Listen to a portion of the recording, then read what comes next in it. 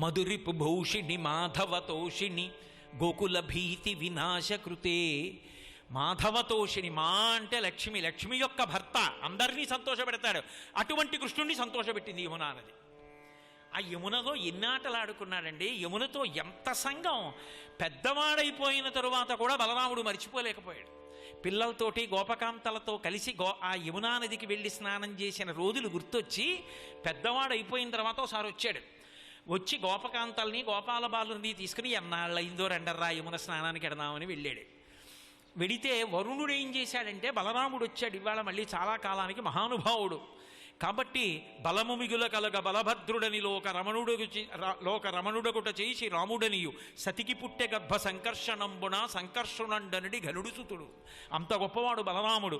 ఆయన వచ్చాడు కాబట్టి వారుడిని పువ్వుల ద్వారా అందించండి అన్నాడు. అంటే వారుని వచ్చింది, ఆయన తాగాడు. తెలియక పక్కనున్న వాళ్ళందరూ తాగారు. తాగేటప్పటికి మత్తెక్కిపోయారు. మత్తెక్కిపోయి ఒడ్డున పడుకున్నాడు. వాళ్ళందరూ పడుకున్నారు. చూశాడు, యమున స్నానానికి వచ్చాం, మత్తెక్కిపోయాం వారుని తాగి, కాబట్టి మనం ఎక్కడెడతాం స్నానానికి, యమునా రా మమ్మల్ని తడుపు అన్నాడు. అంటే ఆవిడంది తాగుబోతు, వారుని తాగాడు, నేను వెళ్ళను అని యమున వెళ్ళడం మానేసింది. 2-3 మాటలు పిలిచాడు, కళ్ళెర్రబడ్డాయి. నేను పిలిస్తే రావా, నిన్ను చీల్చేస్తాను, ఒక ప్రవాహం కింద ఉండడానికి వీలు లేకుండా అని నాగేటి చాలు దింపి లాగాడు.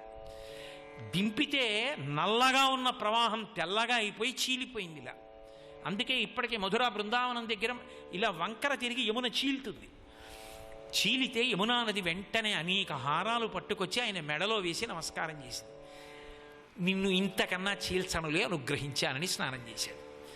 ఆ యమునా నది స్నానంతో అంత అనుబంధం. ఇప్పటికీ మీరు మిగిలిన యమునంత నల్లగా ఉంటుంది, బలరాముడు చీల్చిన చోట యమునా ప్రవాహం తెల్లగా ఉంటుంది మీరు వెళ్ళి చూస్తే. కాబట్టి ఆ మధురిపు భూషిణి మాధవతోషిణి గోకుల భీతి వినాశకృతే, అక్కడే కదూ గోకులానికి సంబంధించినటువంటి భయం అంతా పోయింది. ఎందుకని, ఒకానొకప్పుడు ఇంద్రయాగం అక్కర్లేదయా, ఇదిగో మనకు ఎదురుగుండా అసలు మన గోవులన్నిటికీ కూడా నీళ్ళిస్తున్నది యమున, అదిగో గడ్డిస్తున్నది గోవర్ధన పర్వతం, కాబట్టి అక్కడ గోవర్ధన పర్వతానికి యజ్ఞం చేయమన్నాడు. ఇంద్రుడికి కోపం వచ్చింది. పెరుగుల్నేతులు త్రావి క్రొవ్వి భువి నాభీరుల్ మదాభీరులైగిరి సంఘాత కఠోర పత్రదలన క్రీడా సమారంభ దుర్భరదంబోళిదరున్ పురంధరుననున్ పాటించి పూజింపక గిరికిన్ పూజలు చేచిపోయరజిపో కృష్ణుండు ప్రేరేపకన్. పెరుగులు నేతులు తాగి కొవ్వి నాకు యజ్ఞం మానేసి గోవర్ధనగిరికి యజ్ఞం చేశారు, కాబట్టి వీళ్ళ పని పడతానన్నాడు అని పుష్కళావర్తక మేఘాలని పిలిచి వెళ్ళి వర్షాలు కురిపించండి, పిడుగులు పడిపోవాలి, పెద్ద పెద్ద వడగళ్ళు పడాలి, ఆవులు దూడలు సజ్జోమృత్యువు చెందరాల్కురియుడు ఈ శౌర్యం బవార్యంబుగన్. ఆ పడుతున్నటువంటి వడగళ్ల దెబ్బలకి ఆవులు దూడలు గోపాల బాలురు అక్కడికక్కడ చచ్చిపోవాలి, అలా వెళ్ళండి అన్నాడు. బుద్ధిమంతుడైన వాడు ఇన్నిటికి ఆలవాలమైనటువంటి యమునా నదిని స్మరించకుండా, ఆ యమునా నదిని కీర్తించకుండా, యమున పేరెత్తకుండా, ఒక్కసారైనా యమునా నది స్నానానికి వెళ్లకుండా ఉండడం సాధ్యమయ్యేటటువంటి విషయమా? ఇక మనుష్య జన్మ ఎత్తిన తరువాత అంత గొప్ప పెన్నిధి యమునా నది అని తెలుసుకుని ఆ యమునకి వెళ్ళి స్నానం చేయకపోతే ఇక ఈ శరీరాన్ని పరమేశ్వరుడు ఇచ్చినందుకు చేసుకున్న సద్వినియోగం ఏమిటి? అంత గొప్పదు సుమా యమున. కాబట్టి యమునని స్మరించు, యమున మీద అష్టకం చదువుకో, యమునని పూజించు, యమున నామం పలుకు, యమునా స్నానం చేయి, యమునకి నమస్కరించు, యమున యందు పూజ నిర్వర్తించు, దీని చేత నువ్వు అభ్యున్నతిని పొందుతావు. ఆచార్యుల వారు మనకి చేస్తున్నటువంటి ఉపదేశం. అంత గొప్ప యమునా నది. నేను మీతో ఒక మాట చెప్పవలసి ఉంటుంది. గంగోత్రి అన్నట్టే యమునోత్రి ఉంటుంది. ఆ యమునోత్రి యందు యమునకి దేవాలయం. ఆ యమున ఎటువంటి రూపంతో ఉంటుందో శంకరాచార్యుల వారు వర్ణించారు. వారికి దర్శనం కానిది ఏముందండి లోకంలో? యమున యొక్క అధిష్టాన దేవతని శంకర భగవత్పాదులు దర్శనం పొందారు. మహాత్ములైన వారందరికీ కూడా నదులు ఒక రూపంతో సాక్షాత్కరించి అనుగ్రహించాయి. శంకరాచార్యుల వారు కూడా దర్శనం చేశారు యమునా నది యొక్క అధిష్టాన దేవతని. ఆవిడ ఎలా ఉంటుందో చెప్పారు. ఆవిడ నవజలద్యుతి హేమల సత్తమ కోటిమయాభర రంజితకే అని ఆ తల్లిట నవజలద్యుతి కోటిల సత్తమ హేమ మయాభర రంజతకే తడిదవహేళి పదాంచల చంచల శోభిత పీత సుచేలధరే మణిమయ భూషణ చిత్రపటాసన రంజిత గంజిత భానుకరే జయ యమునే జయ సంకటనాశిని పావయమాం అని స్తోత్రం చేస్తారు. ఆ తల్లి నవజలదద్యుతి, జలద అంటే మేఘం, నవజలద అంటే బాగా నీరు పట్టినటువంటి నల్లటి మబ్బు.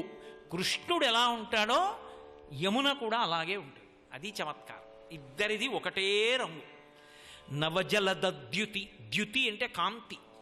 మబ్బు బొగ్గులా ఉండదు, బొగ్గుకి కాంతి ఉండదు, మబ్బుకి కాంతి ఉంటుంది. అదే దయ, అనుగ్రహశక్తి. ఆ మబ్బు పట్టినటువంటి, ఆ నీరు పట్టినటువంటి మబ్బు ఎటువంటి కాంతితో ఉంటుందో యమునా నది అలా ఉంటుంది. నవజలదద్యుతి కోటిల సత్తమ హేమమయాభర రంజతకే. ఆవిడ అనేకానేకమైనటువంటి బంగారు ఆభరణములను ధరిస్తుంది. సంకటం వచ్చినప్పుడు మీ ఇంట్లో నిలబడి యమునాష్టకం చదివినా చాలు. నేను ఇప్పుడు చదువుతున్న శ్లోకాలు యమునాష్టకంలోంచే చదువుతున్నాను. అంత గొప్ప అనుగ్రహ శక్తి కలిగినటువంటి తల్లి యమునా నది.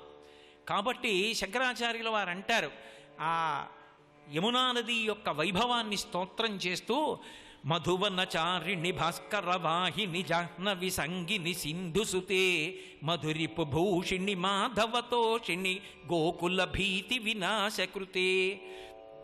ఆ తల్లి ఎంత గొప్ప స్వరూపంతో ఉంటుంది అంటే, మధురిపు భూషిణి జగదగమోచని మానసదాయిని కేశవ కేళిని దానగతే జయ యమునే జయ భీతి నివారిణి పాతక నాశిని పావయమాం అంటారు. ఆ తల్లిని స్తోత్రం చేస్తూ శంకర ఇది మీకు వింటున్నప్పుడు జయ జయ హే మహిషాసురమర్దిని రమ్యకపర్దిని శైలసుతే, అది ఇందులోంచే వచ్చింది. ఇలా ఇటువంటి దాంట్లోంచే వచ్చింది. ఇందులో ఉన్న గొప్పతనం ఏమిటంటే, అది చదువుకుంటున్నప్పుడు మీకు తెలియకుండానే మీకు మనసులోంచి ఆనందం నది పొంగినట్టు పొంగుతుంది. అలా ఇచ్చారు శంకర భగవత్పాదులు ఆ శ్లోకాలని. రుణపడింది కదండి జాతి శంకరుల పాదాలకి మహానుభావుడు. అందుకని ఆయన అంటారు, ఆ యమునని స్తోత్రం చేస్తూ, అమ్మా నువ్వెంత గొప్పవనివో తెలుసా, మధువనచారిణి భాస్కర వాహిని జాహ్నవి సంగిని సింధుసుతే.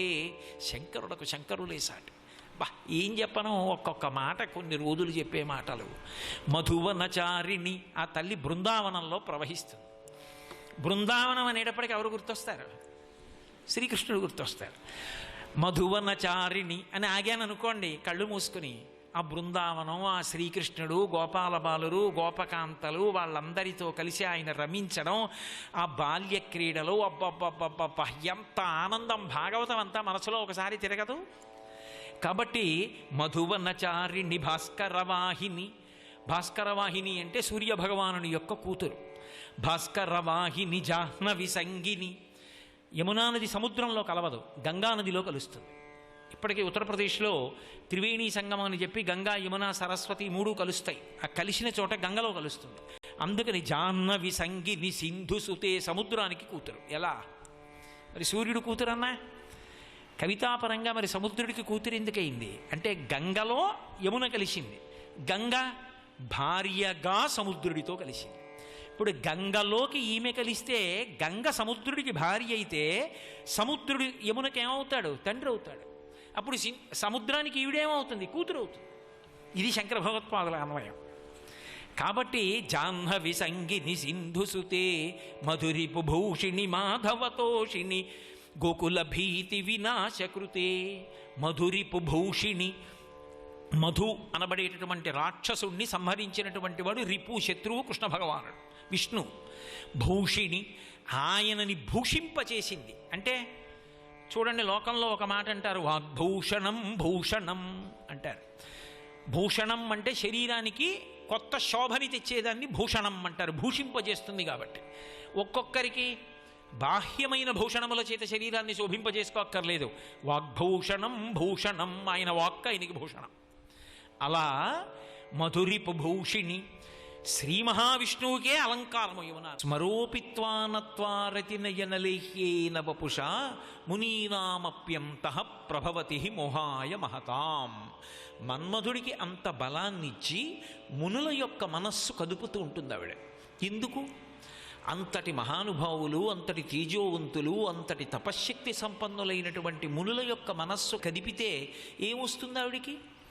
ఆవిడ కోసం కాదు, అంతటి మహాతేజోవంతులు, అంతటి తపశ్శక్తి సంపన్నులైనటువంటి వారి మనసు కామము చేత ప్రచోదనము కాకపోతే, వారి యొక్క తేజస్సు స్ఖలనము కాకపోతే, వారి వలన ఒక మహాత్ముడు ఉద్భవించకపోతే మనకి దారి చూపించే గురువు దొరకడు.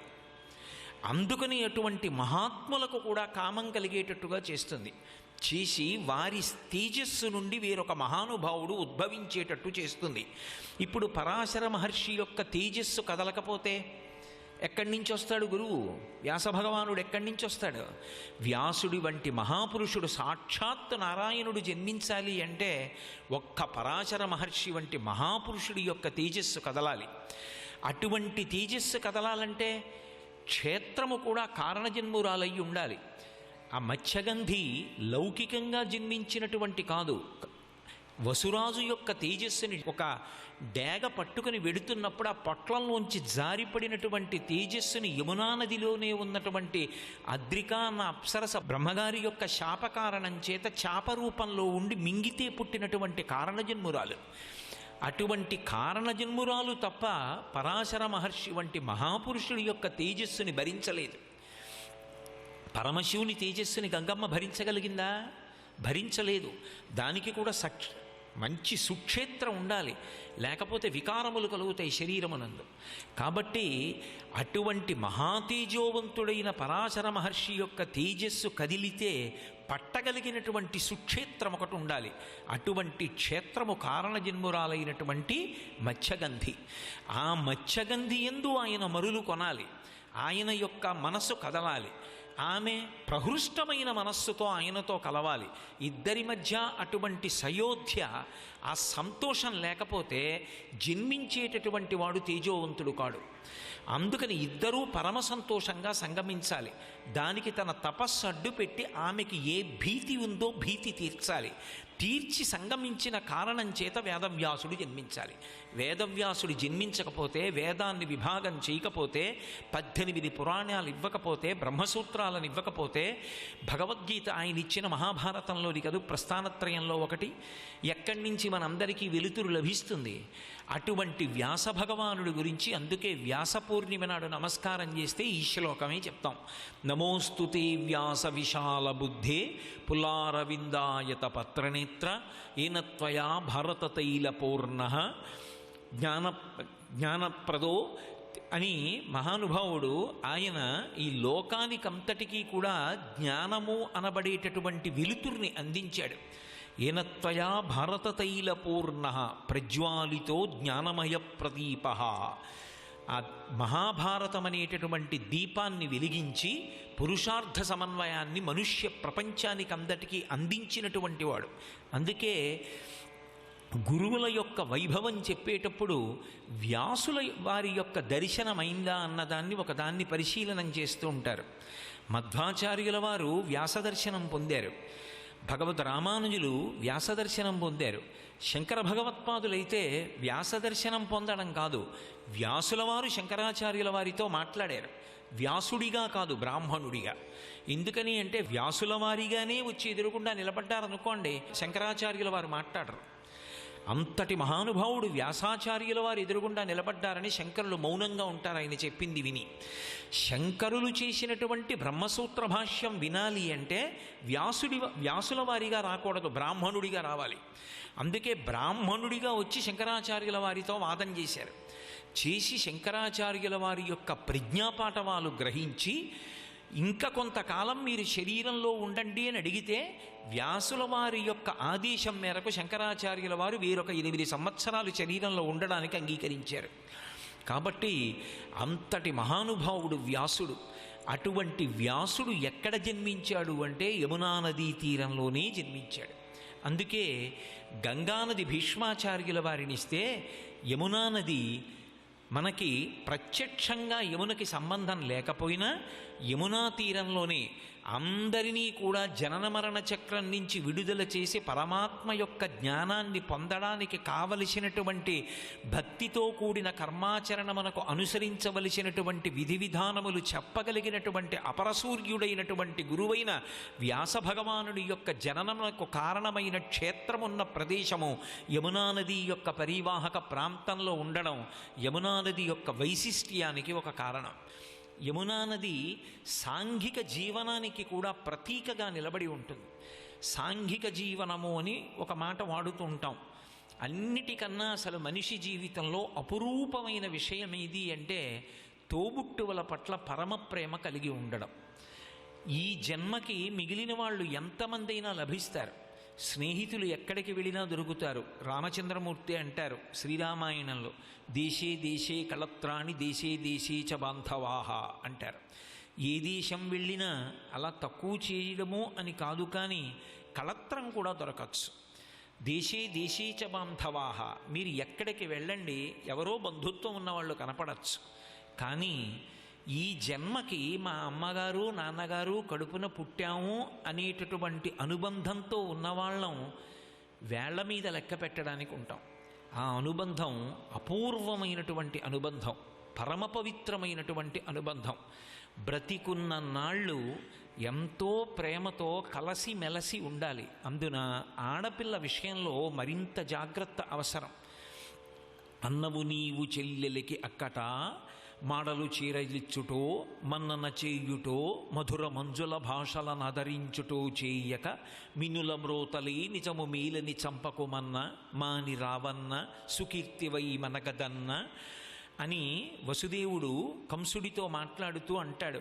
ఒక చెల్లెలితో ప్రవర్తించేటప్పుడు, ఒక అక్కతో ప్రవర్తించేటప్పుడు ఎంత మర్యాదతో ఉండాలి అంటే ఏ మాటలు మాట్లాడితే ఇద్దరి మనసులు నొప్పి కలుగుతుందో అటువంటి అంశములు ప్రస్తావనకి తేకూడదు. వ్యాసుడు ప్రమాణవాక్యాన్ని మాట్లాడుతుంటాడు. అందుకే తర్వాత వచ్చినటువంటి గురువులు శంకర భగవత్పాదులు కానివ్వండి, ఎవరూ కానివ్వండి, వ్యాస భగవానుడు ఏం చెప్పాడో దాన్ని చెప్తూ ఉంటారు. అది గౌరవమే తప్ప అది తక్కువ కాదు.